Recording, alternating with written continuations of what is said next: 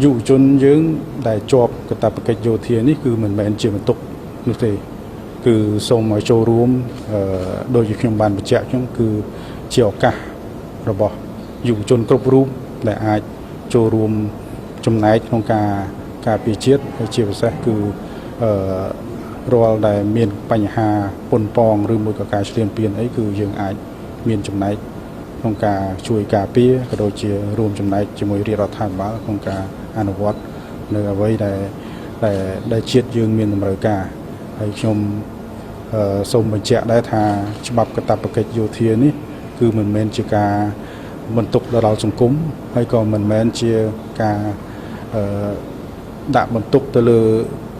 យុវជនចំនួនក្រោយទេក៏ប៉ុន្តែជាការរួមចំណែកជាមួយរាជរដ្ឋាភិបាលតាមតម្រូវការរបស់ក្រសួងការពារជាតិហើយជាឱកាសដូចខ្ញុំបានបញ្ជាក់ចឹងជាឱកាសរបស់